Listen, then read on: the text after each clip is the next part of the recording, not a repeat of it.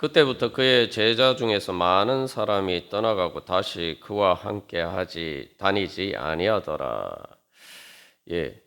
오늘 요한복음 6장 66절에서는 많은 사람이, 심지어 제자들 중에서 많은 사람이 예수님을 떠나갔다라고 이야기하고 있습니다.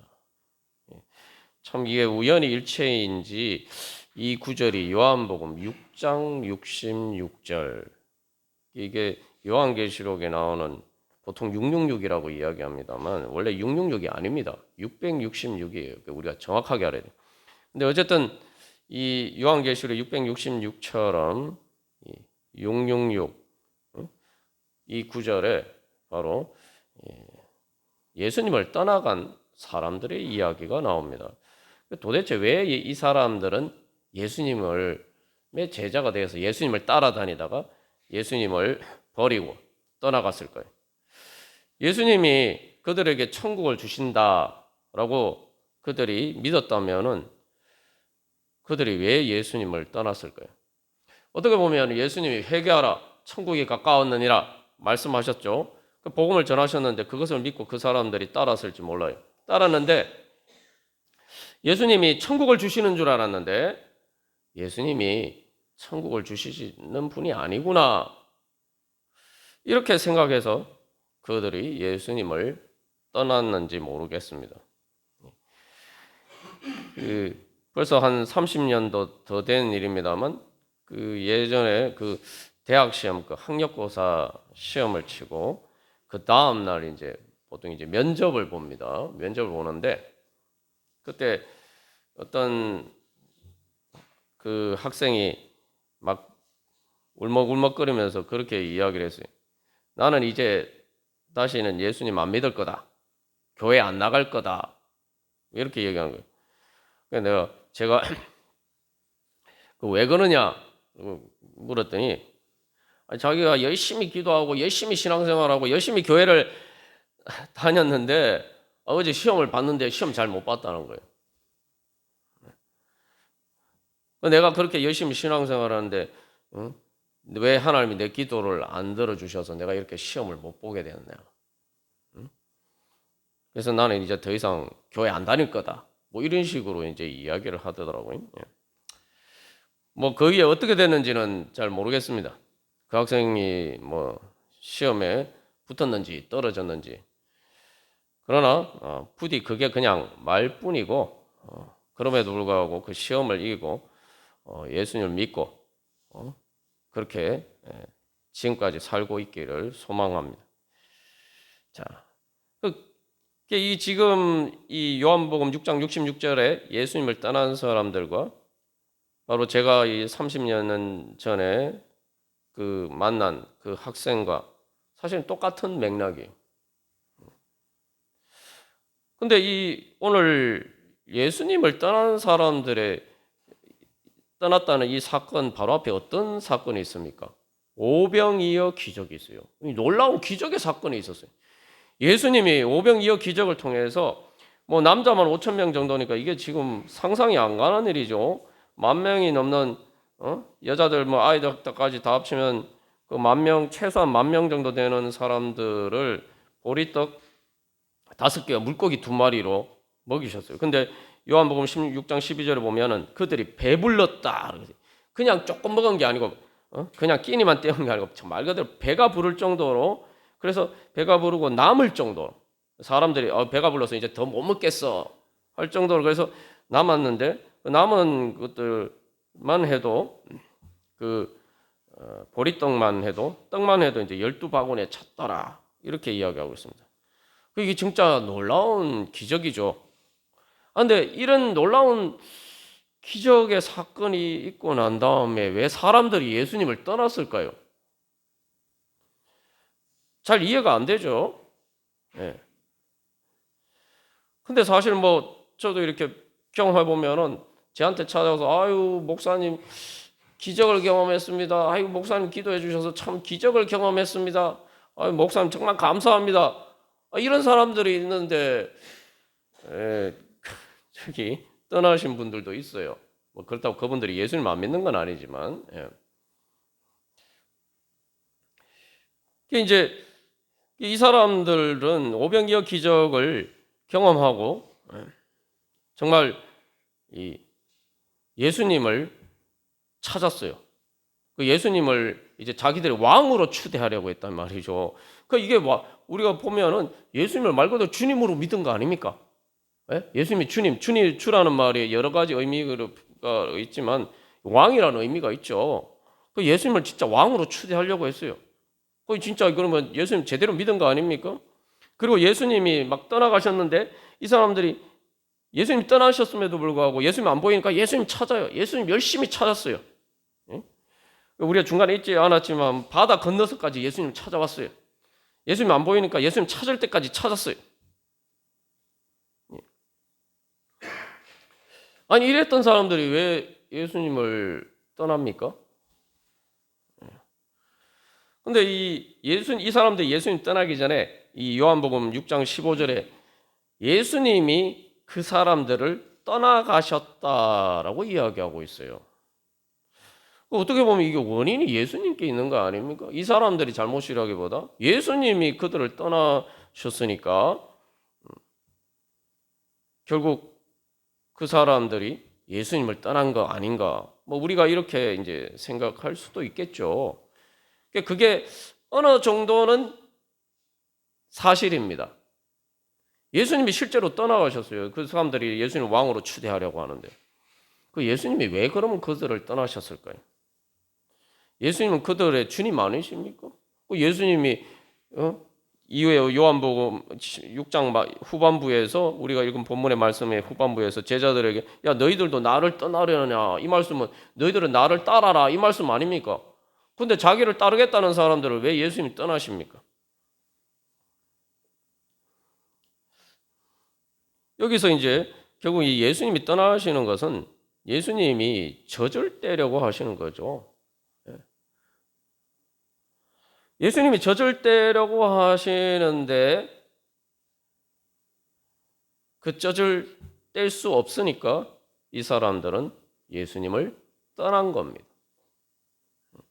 예수님이 떠나신 게 아니에요.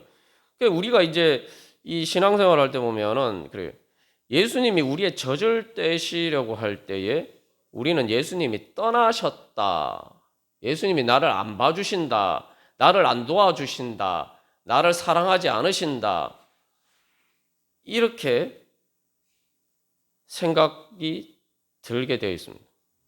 뭐 내가 진짜 그렇다고 해서 예수님을 떠나진 않더라도 우리가 그런 식으로 이제 생각을 하기가 쉽습니다. 근데 여러분, 엄마가 아이 젖을 떼는 게 엄마가 떠나려고, 쉽게 말하면 정 떼려고 엄마가 아이 젖을 뗍니까?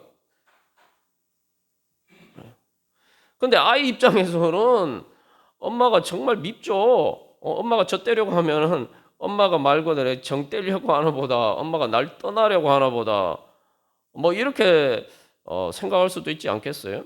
예.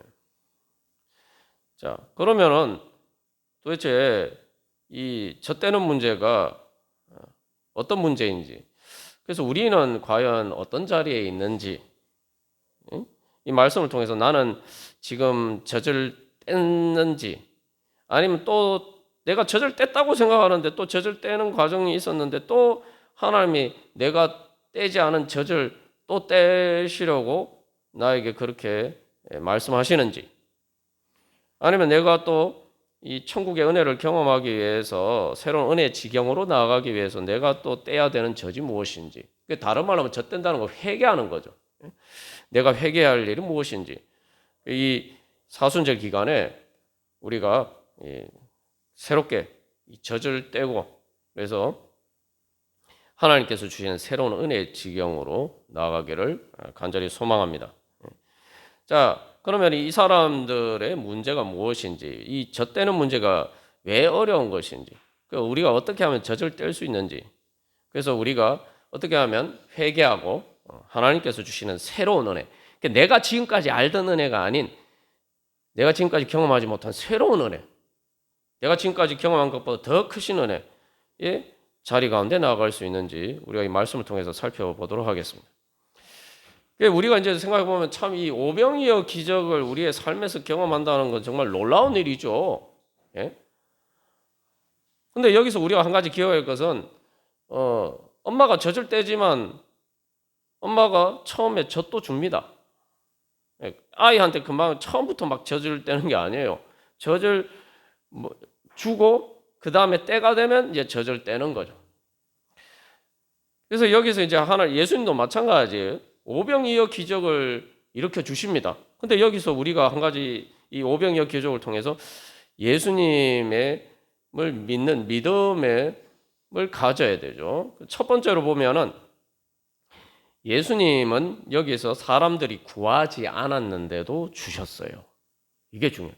사람들이 예수님을 따랐지만 뭐 예수님이 진짜 자기들이 지금 먹을 게 없는데 진짜 뭐 10,000명이나 가까운 사람들을 여기 예수님이 돈도 없이 물고기 2마리와 보리떡 5개로 다 먹여주시는 그런 놀라운 능력을 가지신 분이라고 사람들이 그 정도까지는 생각 안 했다 이 말이죠. 그 정도까지 예수님께 기대하지도 않았어요. 제자들도 그걸 기대하지 않았어요. 그리고 그걸 구하지도 않았어요. 그건 자기들 한 번도 상상도 안 해본 일이에요. 상상도 안 해본 일. 그런데 예수님이 그것을 주셨단 말이죠. 이건 놀라운 일이 아닙니까? 이게 여기서 우리가 한 가지 이제 깨달아 알아야 되는 것은 예수님을 통해서 우리가 하나님의 어떤 분이신가? 하나님은 에베소서에서 사도 바울이 고백하는 것처럼 우리가 구하거나 생각하는 것에 더 넘치도록 우리를 채워주시는 분입니다. 내가 구하는 것, 오병이어 기적 구하지도 않았어요. 내가 생각하는 것, 오병이어 기적 같은 것은 상상도 해보지 않았어요. 그런데 예수님은 그걸 해주셨단 말이죠. 이게 하나님입니다. 이게 예수님 통해서 하나님이 이런 분임을 보여주신 거죠. 우리가 하나님을 믿을 때에 하나님 아빠 아버지라고 믿을 때 하나님은 항상 나보다 더 선하시고 그래서 내가 구하거나 생각하는 것보다 항상 더 좋은 것을 주시기를 원하시는 분이다. 우리가 그것을 깨달아 알아야 된다. 그 믿음이 있어야 돼요. 그래서 제 인생에도 또 돌이켜보면 그래요. 뭐 지금 보면은 뭐 여러분들이 제가 사는 삶을 뭐 별로 부러워하지 않으실 수도 있습니다만 저는 제 인생을 돌이켜보면 참 이 은혜가 족하다. 예? 뭐 영적인 은혜뿐만 참 하나님이 참으로 만가지 은혜를 주셨구나. 예? 늘 그렇게 이게 돌이켜보면은 늘 감사하게 됩니다. 그리고 많은 경우도 보면은 이 하나님께서 주신 은혜를 생각해 보면 진짜 구하거나 생각하는 것에 넘치도록 해주죠. 내가 한 번도 상상해보지도 않고 내가 기대도 하지 않고 내가 구하지도 않은 것을 하나님 주신 그런 은혜들이 뭐 수를 셀 수 없이 많단 말이죠. 그래서 이 실제로 예수님 믿는 많은 사람들이 이런 은혜를 체험합니다. 그래서 많은 사람들이 그런 간증도 하죠. 이게 한두 사람의 이야기 아니에요. 그래서 예수님이 여기서 이제 뭐 오병이어 기적을 일으키시고 이 젖을 떼려고 하시니까 예수님이 뭐 이런 것들을 우리가 흔히 말하는 그 삶의 문제들에 대해서 예수님이 관심이 없으신 것처럼 우리가 이렇게 생각하면 또 그것도 오해죠. 복음서에 보면 예수님이 주로 하시는 일들이 뭡니까? 사람들의 실제적인 문제들을 해결해 주셨어요. 아픈 사람들 고쳐주시고, 그리고 또 그 가난한 사람들에게 복음을 통해서 그들이 삶이 회복될 수 있도록 해주시고, 또 오늘 오병이어 기적 같은 기적도 이렇게 해주시고, 제자들이 물에 빠져서 풍랑을 만나서 빠져 죽을 뻔했는데 또 구해 주시기도 하시고, 우리가 흔히 말하는 우리의 삶에서 현실적인 문제들에 대해서 예수님 많은 그 기적을 통해서 그런 문제들을 해결해 주셨습니다. 예수님 믿는 많은 사람들이 또 그런 은혜를 하고 있습니다. 지금도 많은 사람들이 그런 은혜를 경험하고 있어요. 그런데 그리고 예수님이 주기도문에서도 분명히 우리에게 기도를 가르쳐 주셨을 때 일용할 양식을 주시었고 그렇게 그게 기도하라고 말씀하셨죠. 그러니까 우리가 어떤 삶의 문제들이 있을 때 그런 문제들을 가지고 기도하는 것 자체가 문제라고 예수님 그렇게 말씀하지는 않으셨어요. 오히려 그런 문제가 있으면 주님 앞에 가지고 나와서 기도하라고 분명히 말씀하셨어요. 근데 이제 많은 사람들이 이제 그런 믿음이 없죠. 예.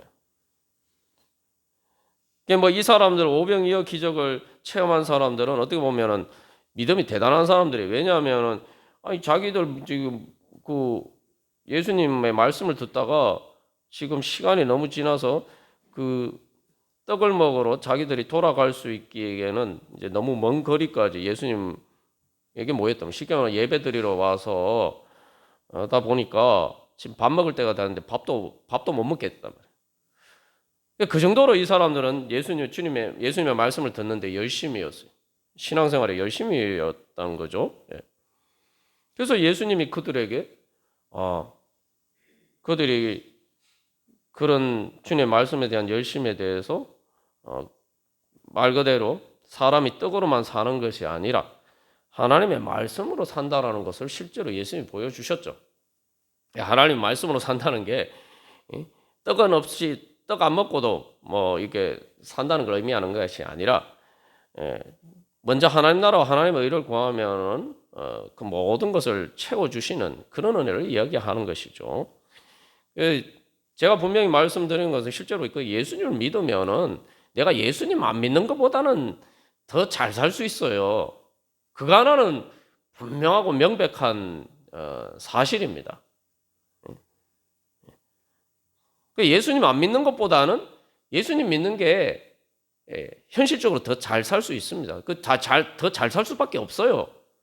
왜냐하면은 내가 죄와 사망의 권세를 내가에서 자유하기 때문에 내가 열심히 살았는데 잘 살려고 하는데도 자꾸 이렇게 뭔가 죄와 사망의 권세가 나에게 걸림돌이 되어서 자꾸 이렇게 내가 열심히 살았는데도 그게 헛수고가 되게 자꾸 그런 만드는 일들이 생기는데 예수님을 믿고 내가 회개하고 그렇게 하면은 그런 문제들이 점점 해결되기 때문에 상대적으로 내가 그렇지 않았을 때보다 잘 살게 되는 것은 이 자연의 법칙과 같은 거예요.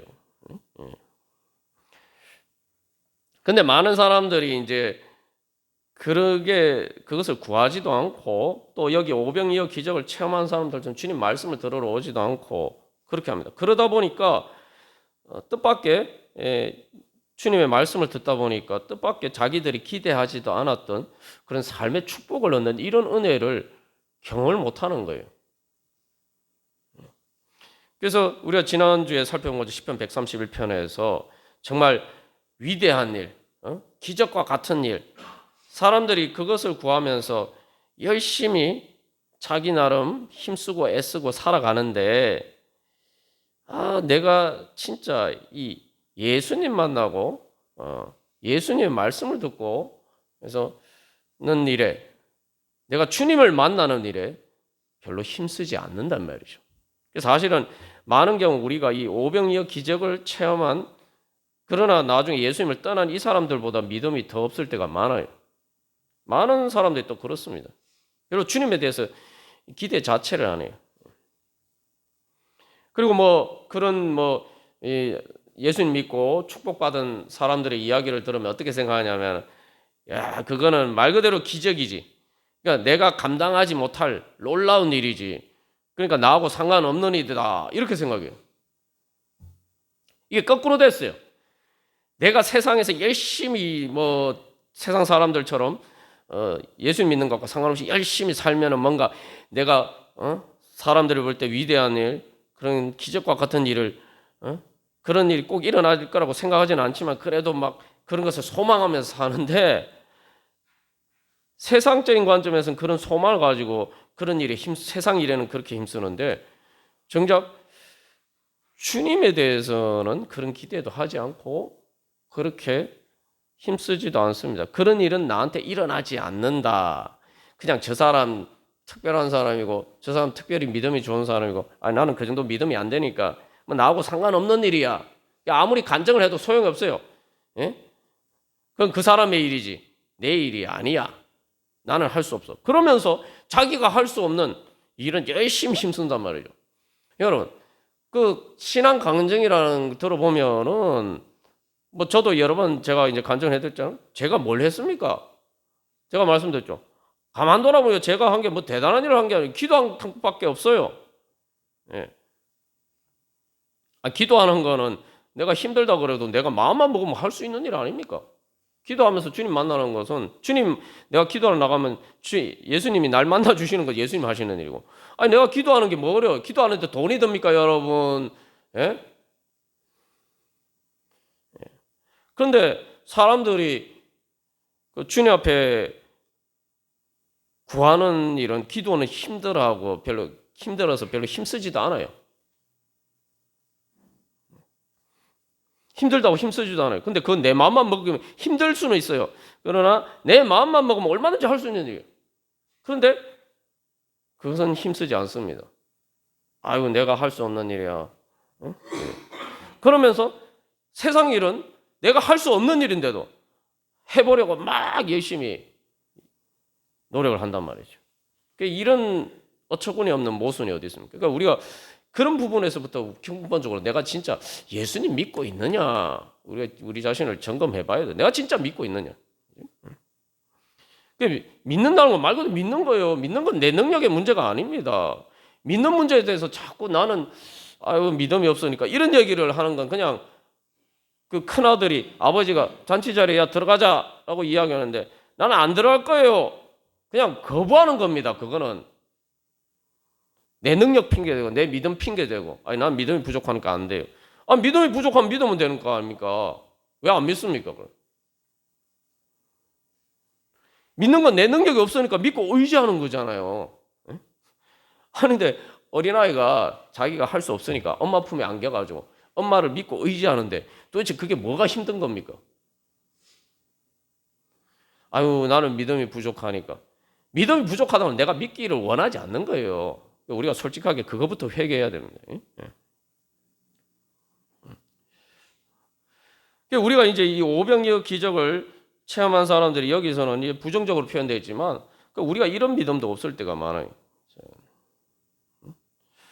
자, 그런데 이 오병이어 기적을 체험하고 난 다음에 이 사람들이 그럼 왜 문제가 되냐? 왜 예수님을 떠났느냐?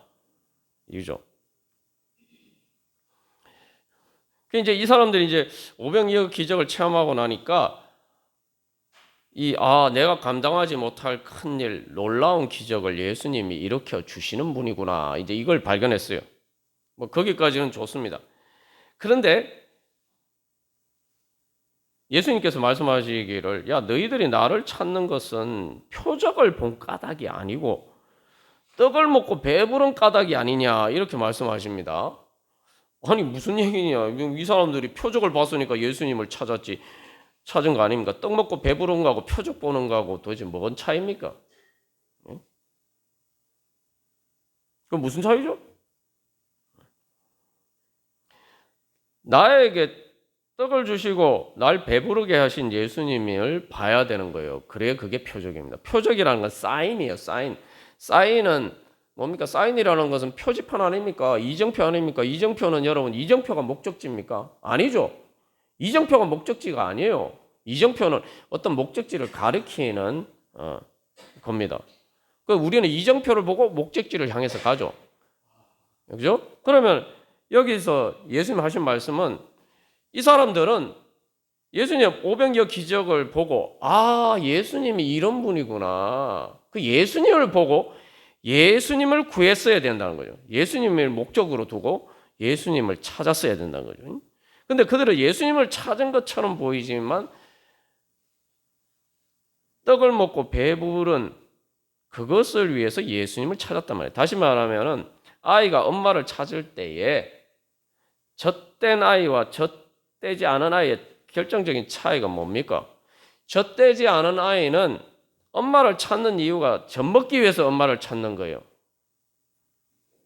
젖된 아이는 엄마를 왜 찾습니까? 젖 먹기 위해서 찾는 게 아니고 엄마를 찾아요.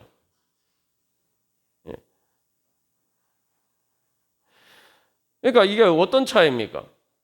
그러니까 젖되지 않은 아이에게서는 엄마를 판정하는 기준은 나에게 젖을 주느냐 안 주느냐 그게 더 이렇게 중요한 기준이에요. 유모라도 나한테 젖을 주면은 엄마인 거예요. 엄마라도 나한테 젖 안 주면 엄마 아니에요. 예. 그러나 젖된 아이는 뭡니까? 유모와 엄마를 구분하죠. 나한테 젖을 주지 않아도 엄마는 엄마예요. 그게 뭡니까? 젖이라는 게 내가 원하는 거예요. 내가 원하는 거. 또 다른 말하면 내가 원하는 방식대로 내가 원하는 것을 주면은 내 엄마고. 그죠? 그러나 젖되고 나면은 그렇게 엄마가 나는 젖을 먹기를 원하고 나는 그래서 젖을 먹고 내가 건강하게 살기를 원하는데 엄마는 야 너는 이제 젖 떼도 돼. 젖 안 먹어도 돼. 젖 먹는 것보다 더 좋은 것을 내가 줄 테니까 너는 이제 젖 먹지 말고 이제 젖을 떼야 돼. 이렇게 얘기하면 그것을 이제 받아들이는 게 젖된 아이죠. 여기서 중요한 거는 내가 원하는 것과 내가 원하는 방식대로 해야지만 내가 행복해질 수 있다라고 생각하는 게 젖 먹는 아이죠. 그러면은 하나님이 내가 원하는 것을 주시지 않으시고 하나님이 내가 원하는 방식대로 해주지 않으면은 하나님이 아닌 거죠. 하나님이 아닌 거예요. 그 앞에서 제가 처음에 이제 예를 들었던 그 학생처럼 내가 지금 이 대학에 합격하기를 원하는데 그리고 내가 이 대학에 합격해서 이 대학을 다니는 것으로 내가 복받기를 원하는데 하나님이 내가 원하는 것을 주지 않고 하나님 내가 원하는 방식대로 해주시지 않으니까 나는 예수님 안 믿어. 교회 안 다닐 거야. 이렇게 얘기하는 거. 예수님이 말씀하시는 건 오병이어 기적을 경험한 사람들에게 너희들은 그렇게 나를 믿느냐? 아니면은 너희들이 원하는 것을 내가 주지 않아도 너희들이 원하는 방식대로 내가 해주지 않아도 너희들은 나를 예수님으로 너희들의 주님으로 믿고 따를 것이냐? 그래서 내가 원하는 것을 너희들이 원하고 너희들이 즐거워하고 기뻐할 것이냐? 내가 원하는 방식대로 내가 너희들을 인도하는 대로 너희들이 따라올 것이냐? 지금 예수님이 그 말씀을 하시는 거예요. 여러분들은 어떻게 하시겠습니까? 앞에 이게 화면에 보시면은 두 장면이 나오죠. 이쪽에 뭐 떼쓰는 아이, 그죠? 예. 그 다음에 저쪽에는 예수님을 따르는 그 어린 양. 결국은 이쪽에 떼쓰는 아이는 젖되지 않은 아이와 같은 이제 행동 양식을 보이는 거죠. 물론 뭐 젖을 때도 애들이 계속 떼쓰고 그러죠. 근데 그 떼쓰는 게 떼쓸 때 엄마가 어떻게 합니까? 말도 안 하는 거 엄마가 보기에 말도 안 되는 것을 가지고 떼쓰면은 엄마가 어떻게 합니까? 그 들어줍니까? 그 계속 들어주면 애 망치죠. 애가 제대로 못 자라죠. 그래서 사실은 이제 애 키울 때 제일 힘든 게 젖대는 게 제일 힘든 것처럼 애가 뗐을 때 그것을 어떻게 엄마가 볼 때에 옳고 또 옳은 것과 또 그 원하는 방식을 애가 수용을 하도록 하느냐 이게 어렵죠. 근데 애들은 그 자꾸 수용을 안 하려고 합니다. 자기 멋대로 하려고 해요. 자기 멋대로 내가 원하는 건 내가 원하는 방식대로 하려고 해요. 그래서 엄마하고 막 이렇게 이제 싸우죠. 떼쓰면서 튕기죠. 이제 실제로 이제 염소를 끌고 가 보면은 저도 예전에 시골에서 살 때 염소 끌고 가는데 이 염소가 막 그냥 술술술 따라오면는데 염소 끌고 가는 게 힘들어요. 이게 막 안 따라가려고 막 뻗팅기고 막 최대한 뻗팅기면은 그 저기 큰 염소 같은 게 힘도 센데 그 끌고 가려면 힘들어요. 그런 일이 벌어지는 거죠.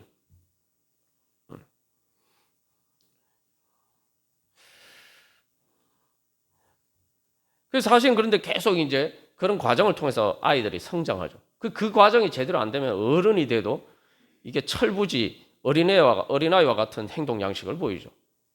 그러면 이게 참 본인도 불행하고 다른 사람들도 힘들게 만듭니다.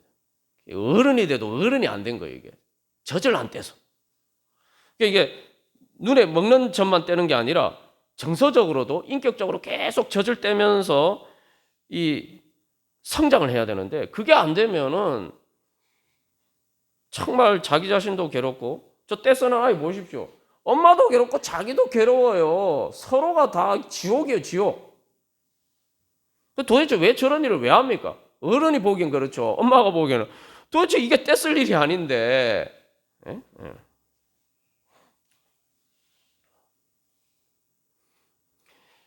예. 예수님이 지금 오늘 요한복음 6장에서 하시는 말씀이 그 얘기죠.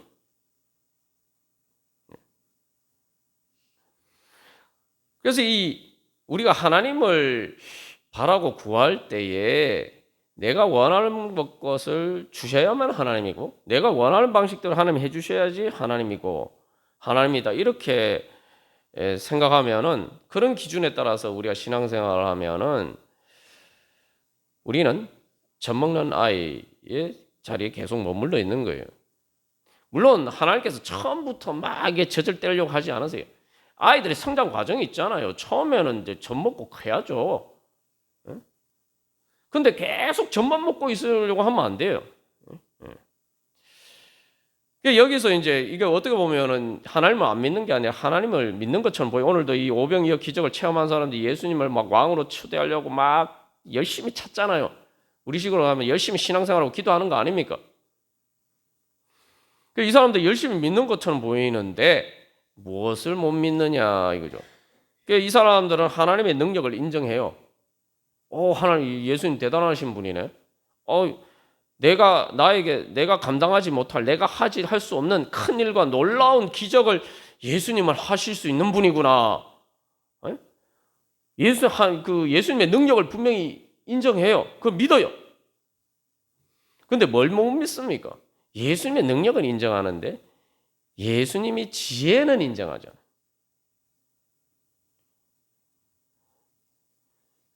다시 말하면 예수님이 내 머리가 되시는 것은 인정하잖아요. 예수님을 왕으로 섬긴다면서 예수님을 사실은 이름만 왕이지 예수님이 내 머리가 되시는 것을 인정하잖아요.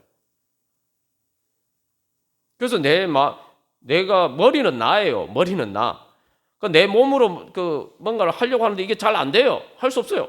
근데 이것을 대신해 주는 게 예수님이.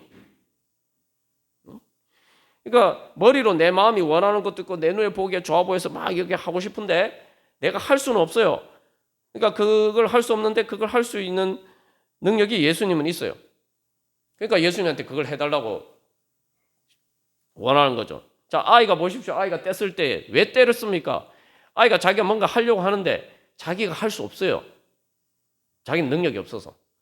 그러니까 그 능력이 있는 엄마한테 그걸 해달라고 떼쓰는 거죠.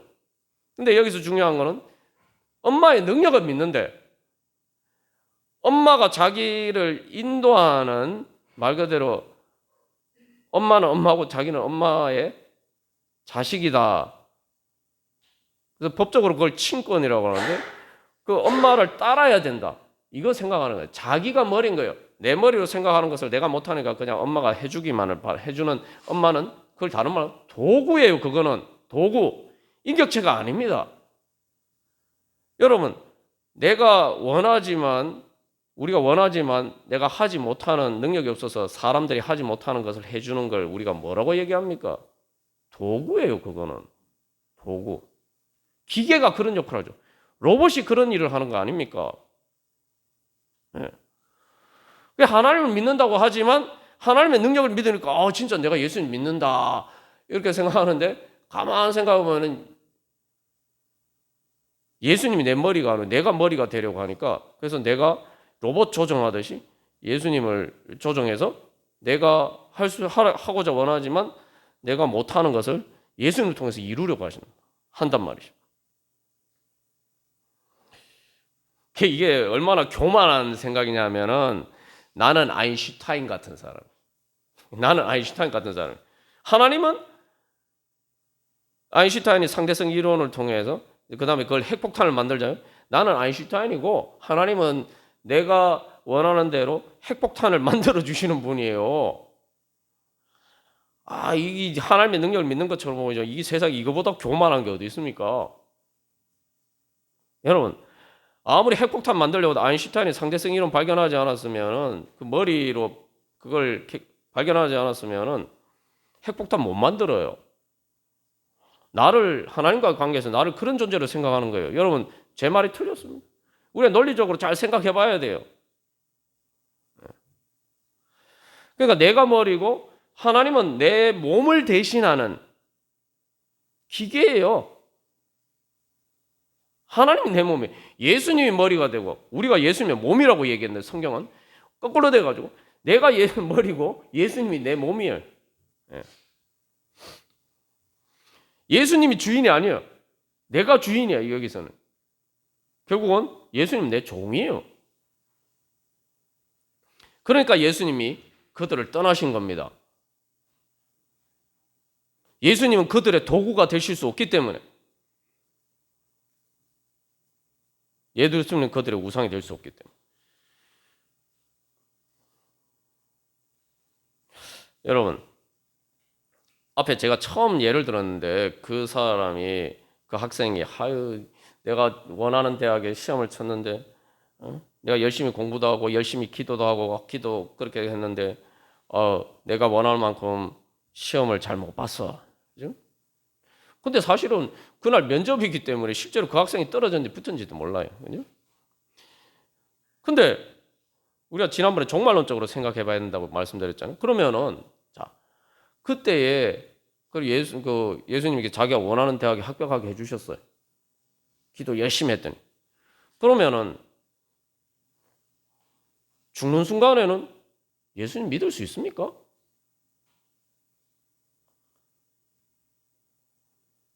나이가 들어서 병들고 내 몸이 노쇠해지면 예수님 믿을 수 있습니까? 예수님 내가 기도하면 내가 이게 병 안 들게 해줘야지. 안 아프게 해줘야지. 예수님 내가 믿으면 내가 나이 들어서 이렇게 나이 들어도 건강하게 젊은 날처럼 창창하게 그렇게 쌩쌩하게 살도록 해줘야지. 그때 가면 예수님 어떻게 믿을 수 있어요? 죽는 순간을 어떻게 믿습니까? 내가 예수님 믿으면 날 안 죽게 해주셔야지. 내가 장수하게 해주셔야지.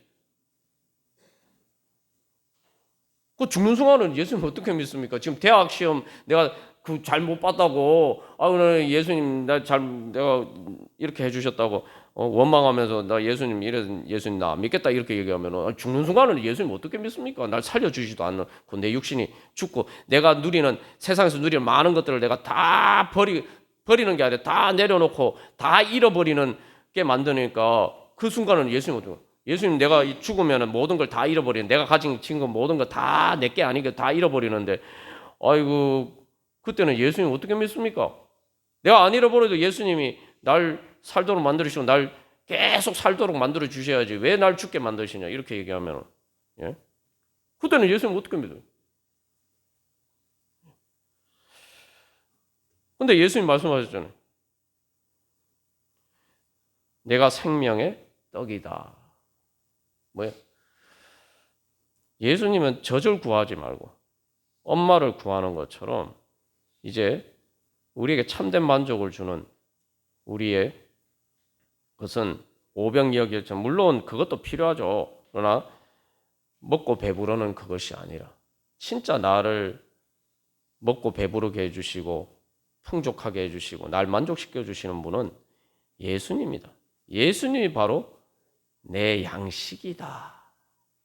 그냥 양식도 아니고 오병이어 기적을 통해서 먹은 거는 한 끼만 지나도 금방 배가 고파져요 다시. 그러나 예수님은 영원한 생명의 양식이다. 영원히 배고프지 않고 우리를 풍족하게 해주는 생명의 양식이다. 너희들은 나를 구하라. 나를 생명의 양식으로 구하라. 주님께서 우리에게 그렇게 말씀하십니다. 그래서 예수님이 십자가를 통해서 자신의 살과 피를 우리를 위해서 다 주시고 그래서 우리가 성찬 예식 때 주님 앞에 나아가지 않습니까? 그래서 주님이 말씀하십니다. 너희들은 내 살과 피를 먹고 마셔라. 오늘도 주님께서 우리를 그렇게 불러주십니다. 우리 이제 주님 제가 젖된 아이가 되어가지고 예수님이 주시는 다른 것이 아니라 젖된 아이가 엄마를 찾듯이 주님 예수님을 제 만족을 위해서 제 즐거움을 위해서 제 행복을 위해서 예수님 찾기를 소망합니다. 예수님을 찾습니다. 우리 그렇게 고백하면서 그래서 오늘 베드로가 고백한 것처럼 영생의 말씀이 주께 있사오니 우리가 누구에게로 가겠습니까? 저는 끝까지 예수님 따르겠습니다. 예수님이 제 생명의 영원한 생명의 양식이시기 때문입니다. 우리 그렇게 고백하면서 주님 앞에 구하도록 하겠습니다. 그렇게 구할 때 주님께서 우리를 충만히 채워주실 줄 믿습니다. 우리 한 주간 기도문 같이 교독하고 우리 기도하겠습니다. 1번 제가 먼저 읽겠습니다. 내 눈으로 하나님을 판단하고 내 마음에 맞추려는 교만을 버리게 하소서.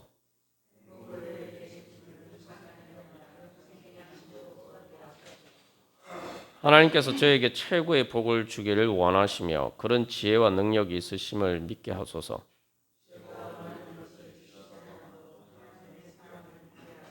제가 원하는 방식이 아니라도 하나님의 인도하심을 따르게 하소서. 겸손하게 영생의 말씀을 따르게 하소서. 우리 시간 하나님 아빠 아버지 크게 부르시면 주님 제가 영생의 생명의 양식인 예수님으로 충만하게 되기를 원합니다. 주여 채워 주시옵소서. 우리 함께 기도하겠습니다. 하나님 아빠 아버지